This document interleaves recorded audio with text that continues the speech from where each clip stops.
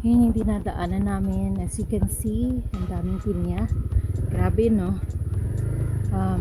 Bicol or Daet Camarines Norte is known for its sweet and super organic pineapple. So, nalagpasan na natin. Dito na tayo sa dinadaanan. Super tipid.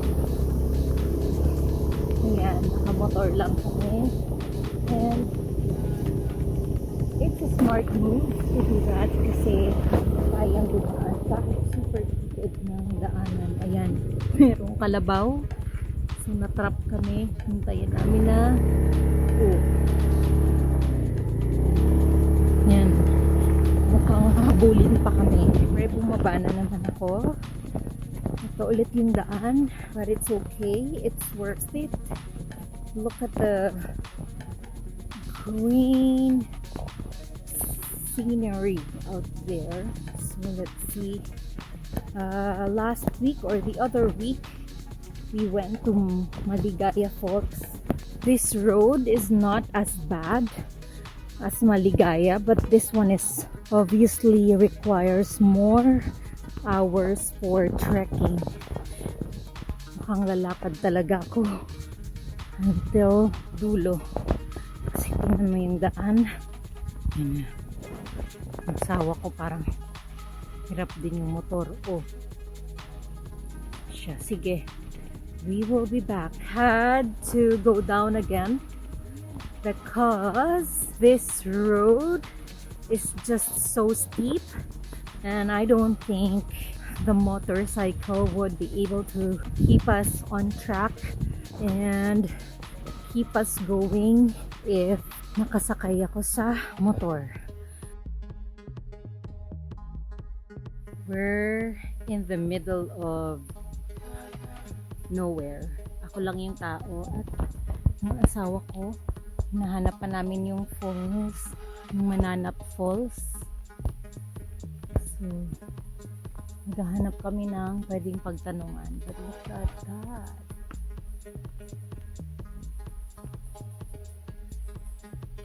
Yung asawa ko naghahanap ng tao.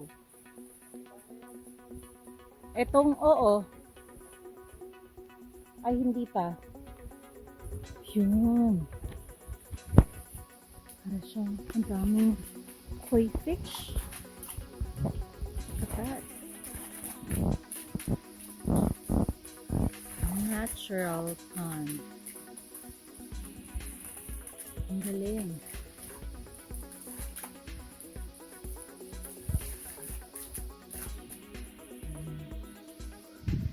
Yan. After how many hours?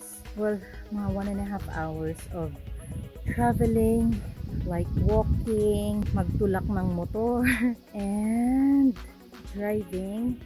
We are here at the Mananap Monitoring Station. So, this mountain right here is Mount Labo. Labo pala, hindi Labo. Labo, ayan. Then, that is probably Daet. Kita mo din ang bagasbas. Medyo makulimlim lang. So, may mga fog pa. Ayan o, fog. And then, that one as well. Combo of fog and cloud. But this is where the monitoring happens. Ganda. Literally, I'm at 1,500 above sea level. Nakita natin kanina. Ang galing, diba? So, mamaya, bababa naman tayo to go to the Mananap Falls. This is a recognized FORA. Tama ba? Natural Reserve. Tingnan mo, meron silang solar. Yan. May mga bota pa, which is really helpful. Dahil maulan dito, maputik. Yan, dami pang puno. Right? So, we are going to Mananap Falls, which is technically the main goal for this trip. So, I'll see you again in a bit.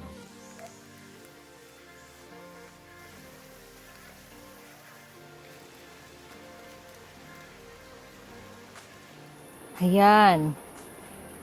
Here you go guys. We are 600 meters away from the falls. Tingnan mo ang daan. Compared to Maligaya Falls, ito naman sementado pero pababa din.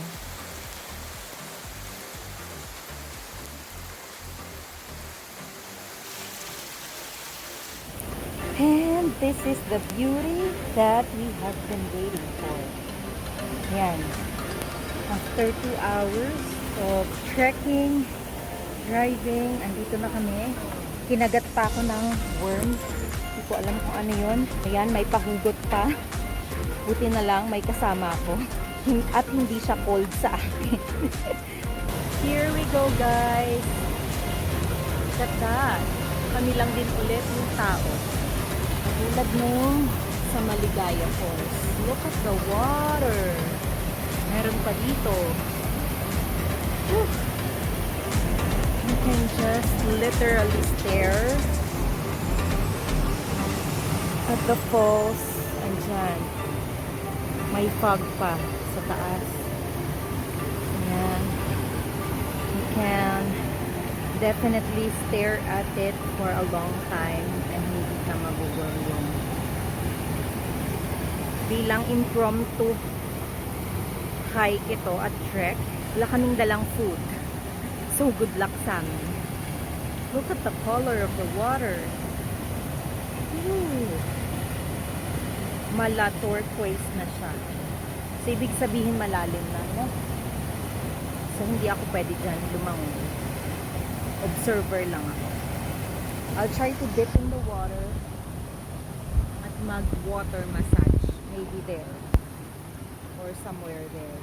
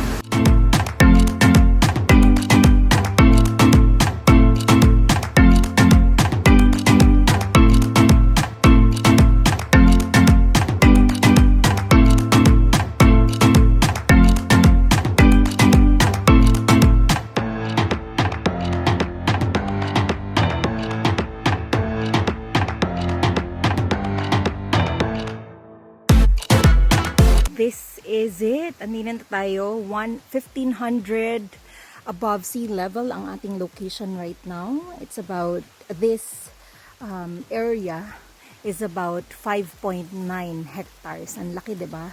And true enough, grabe ang nilakad namin. It's about an hour of downhill road. So when I counted, you will have a total of 150, close to 150 steps. That's on top of your downhill, and that's about 30 minutes additional hike.